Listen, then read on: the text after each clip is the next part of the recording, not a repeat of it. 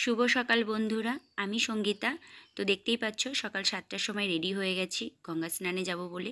এখানে গঙ্গা মাকে পুজো দেওয়ার জন্য দুটো ফুল, ধূপকাঠি, সিঁদুর নিয়ে নিলাম আর লাড্ডুটা দোকান থেকে নেব।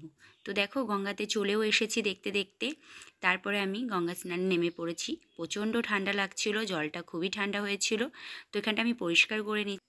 এখন আমি গঙ্গা মাকে পুজো দেব। তো দেখো এখানে 3টে মাটির আমি দলা করে নিলাম। এটা আমাকে আমার মাই শিখিয়েছে যে গঙ্গায় যখনই যাবি তখনই এভাবে গঙ্গা মাকে পুজো দিয়ে আসবি। তো তার উপরে সিঁদুর লাগিয়ে নিলাম, তারপরে দিয়ে দেবো ফুল, তারপরে আমি এখানে লাড্ডুটা ভেঙে ভেঙে দিয়ে দিচ্ছি। তারপরে আমি ধূপকাঠি দেখিয়ে ভালো করে প্রণাম করে নেব। তারপরে আমি এগুলোতে অল্প অল্প করে জল দেব।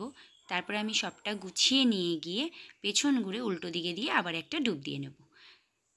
তারপরে দেখো এসে নিয়ে একটু রেস্ট নিয়ে তারপরে এই যে ঠাকুর পাতবো, এখানে ভোলেনাথকে পাতবো। তো সেই জায়গাটা আমি ঠিকঠাক করে নিচ্ছি, কাপড় পেতে নিলাম, ভোলে বাবাকে বসিয়েও রাখলাম। এবার আমি গুছিয়ে নেব। তো আলপনা আমি তেমন একটা পারি না, যেরকম পারি সেরকমই আর কি দিয়ে নিলাম একটু করে। তো এখন বাজে 2:40, সেই সময় ঠাকুরমশাই আসলেন। তো দেখতেই পাচ্ছ ঠাকুরমশাই এসে নিয়ে পুজো শুরু করে দিয়েছে। বাড়িতেই শিবরাত্রি পুজোটা করতে আমার খুবই ভালো লাগে। বিগত 6 বছর ধরে আমি বাড়িতেই করি, মন্দিরে যাই না। কারণ আমার বাড়িতে মনে হয় কি সবথেকে ভালোভাবে ভালো করে পুজো দিতে পারি, আর বাড়িতে করতেও আমার খুব ভালো লাগে। তো চলো পুজোটা তোমরা দেখতে থাকো।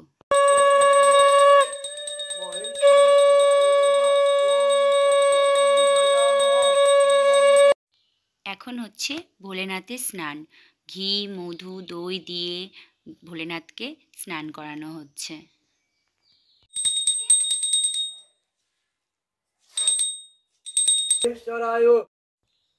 এখানে দেওয়া হচ্ছে পৈতে। ভোলেনাথের পুজোতে তো পৈতে লাগে, তোমরা সবাই জানো।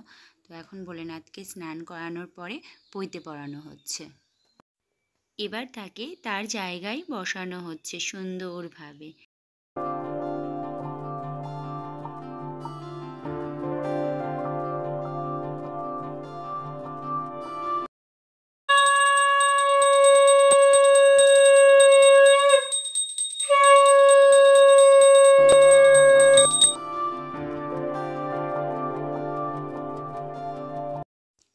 তো ঠাকুর মশাইয়ের কাজ হয়ে যাওয়ার পরে আমি জল ঢালতে বসলাম। তো এখানে প্রথমেই আগে ভোলেনাথকে ভালো করে স্নান করিয়ে নিলাম।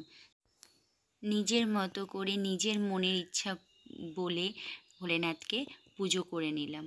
মানে বাড়িতে পুজোর যে কী শান্তি, কি বলবো। তো এখানে 5টা ফল, গোটা ফল দিতে হয়। তো আমি সেটাই এখন দিচ্ছি। আর কি জানো তো, অন্য পুজোতে ব্রাহ্মণের মন্ত্র ছাড়া হয়তো পুজো হয় না, এটাতেও ব্রাহ্মণের মন্ত্র চলে। কিন্তু কথা হলো তবুও দেখবে ভোলেনাথের পুজোটা নিজের মতো করে করা যায়। তো আজকের ভিডিওটা এই পর্যন্তই থাকলো। ভালো লাগলে অবশ্যই লাইক কমেন্ট করো। টাটা।